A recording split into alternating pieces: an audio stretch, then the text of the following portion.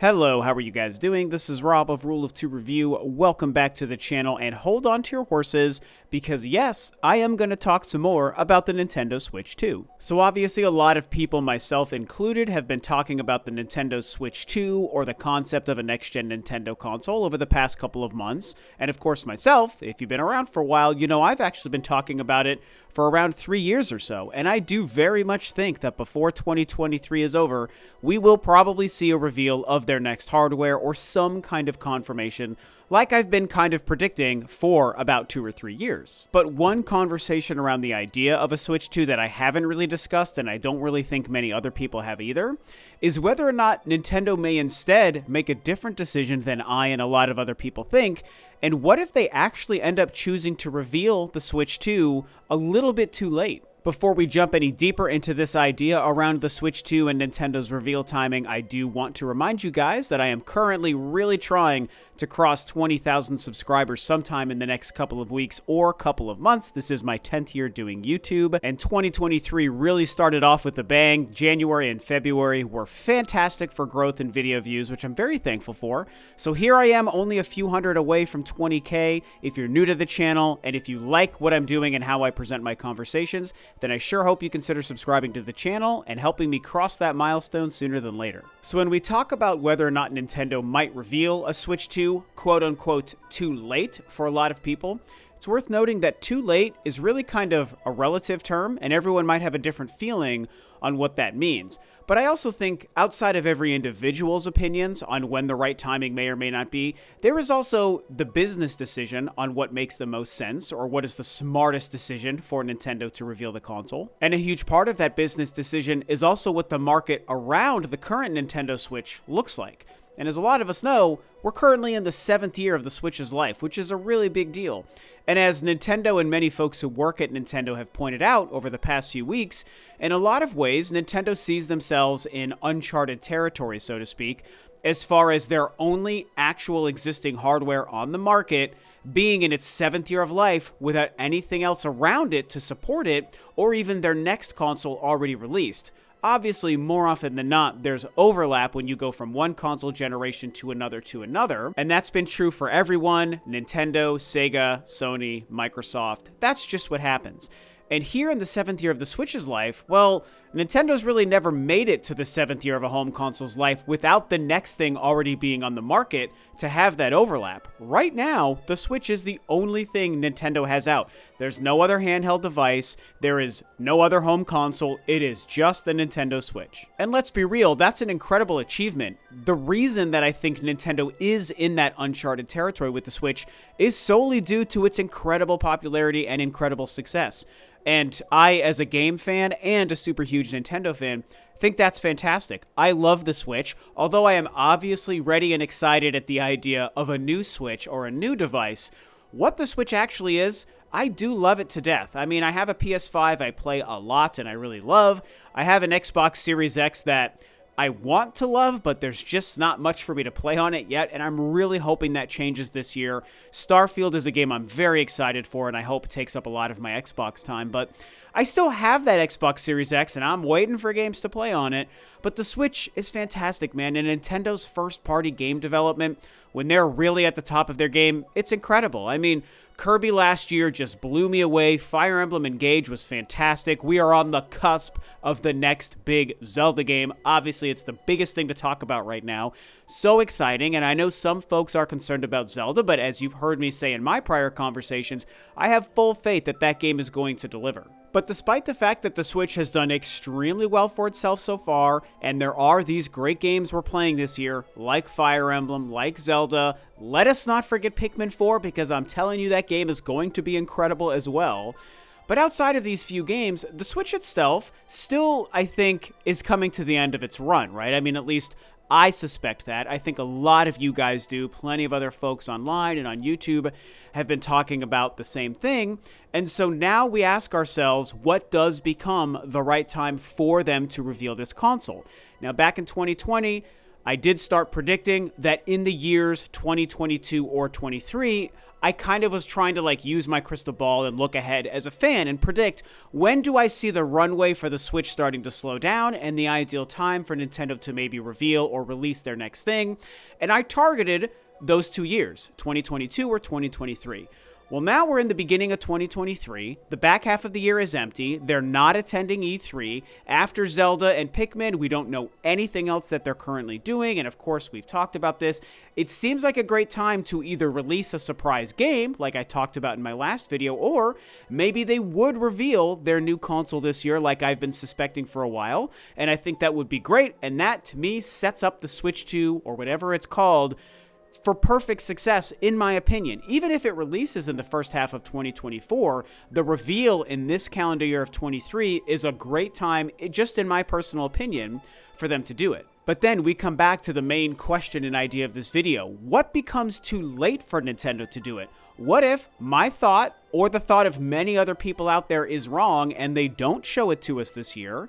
When becomes actually too late for the thing to really be set up for its proper success?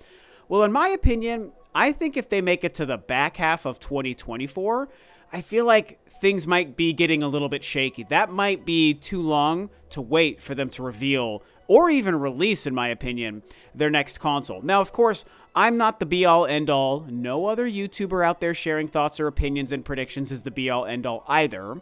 Again, the market and Nintendo's business decisions really determine what's best. But just as a fan and somebody who's been following all of Nintendo's gaming generations going back to the NES, I feel pretty good that I've got at least a decent read on what might make the most sense.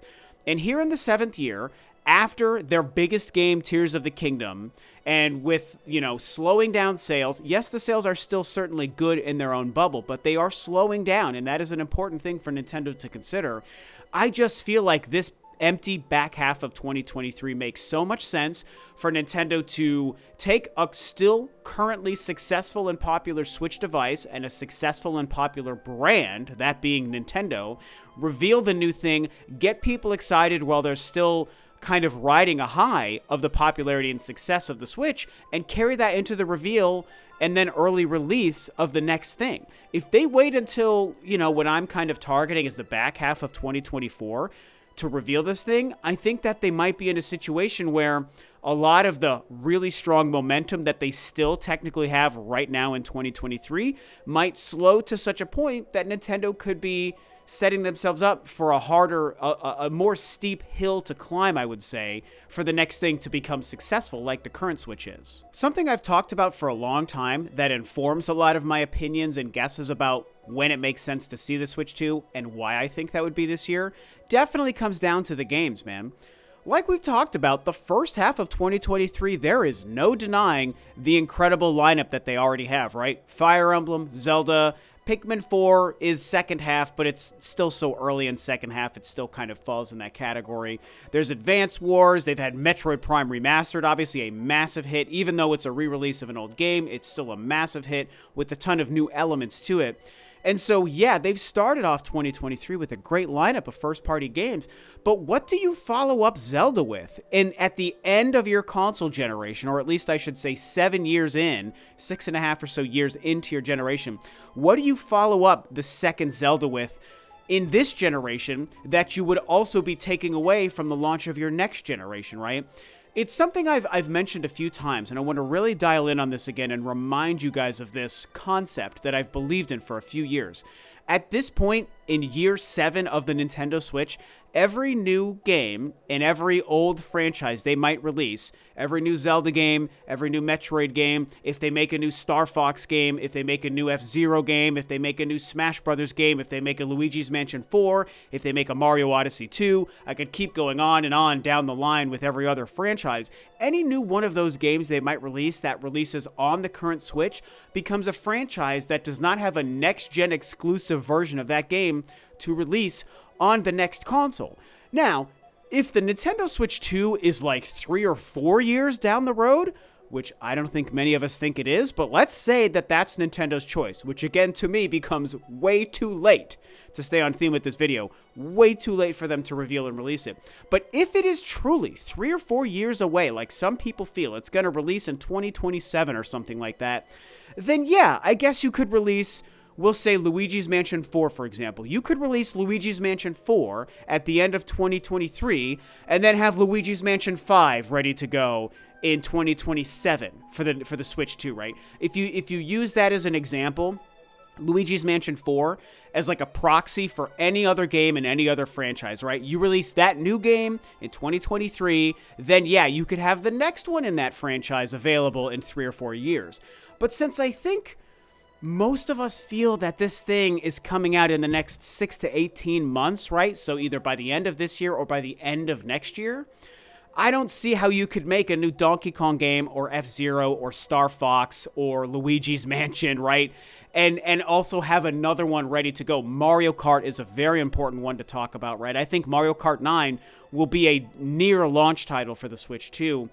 And so I think that when we look at the game slate and we look at Tears of the Kingdom coming out in less than 2 months, what do you follow that up with on the current hardware, right? I don't really think that there's much you can do. Maybe outside of Metroid Prime 4, because we know that game is being made. But doesn't that make sense to be a cross-gen or a next-gen game? I certainly think so. I know that at this point, a lot of you guys also think the same thing. And I just think that logic applies to any other Nintendo franchise, right? A new Xenoblade or whatever you're going to think of. Punch-Out. Just keep naming them. Don't they make more sense after Zelda to become next-gen launch titles if that happens in like early 2024? And so this goes back to the idea of if Nintendo would wait too long. If they wait until the back half of 2024 just to reveal and confirm the Switch 2, what do they fill the period of Tears of the Kingdom's release in May and that whole time until the back half of 2024? What games are really making sense to release on a fading Nintendo Switch in that year between Tears of the Kingdom and summer next year? I really can't think of anything other than Metroid Prime 4, and I feel like that game doesn't make much sense to release in that time frame. So again, I'm just one man and one fan kind of riffing and speculating on this, but I think if we look at things logically, this makes the most sense, and it's why I don't really think that Nintendo can wait until the back half of 2024 to reveal the Switch 2. I truly think it has to happen either at the end of this year or early on in 2024, or they might be getting themselves in a bit of a pickle to really make sure that the next console can be successful. The last point I really want to leave you guys on in this conversation is whether or not, I guess, someone feels that Nintendo is better suited to carry the strong sales momentum of the current Nintendo Switch into the reveal and release of the Switch 2, or if Nintendo prefers to wait for everything to slow down and die down, and Switch sales slow down, and game sales slow down, and the hype and excitement and buzz around Nintendo's brand slows down. People and consumers maybe lose interest in Nintendo, and then they think we're just gonna shock the world with excitement and try to revive the slowing and dying brand with the reveal of a new console. Now, both certainly can be successful. Nintendo has been successful reviving a that's not really fair. Reviving a slowed down or dying brand, an unexciting brand to the consumer. They have revived that before. The Nintendo Switch actually did that going from the Wii U to the Switch, even though the 3DS and a lot of Nintendo's games kept them kind of in the conversation. But, you know, you can revive something that's slowing or dying down for sure, but isn't it easier and a smarter business decision to take what's already working and just keep it going and not allow things to slow down or die down too much, not allow the public perception to kind of wane too strongly before trying to revive things? I mean, this is just my opinion. You might feel differently, and to be fair, Nintendo might also feel differently. But my opinion, as a lifelong Nintendo and game fan of 40 years, is that their smartest choice is probably to reveal and release the new thing while things are still strong and riding high. That's what I think makes the most sense. Will Nintendo make a different decision and reveal the Switch, in my opinion, too late? And maybe, back to my earlier analogy, they reveal it so late in the game when everything has slowed down to such a degree that they have a steeper hill to climb to get back up to the top. Right now with the Switch, they're already at the top. And in my opinion, you can stay at the top, or you could wait to fall and then try to rise yourself up. Anything is possible. Nintendo is a smart company that can achieve most impossible things, but I just feel like next year would be too late, and I think this year is the right time to hopefully reveal the Switch 2.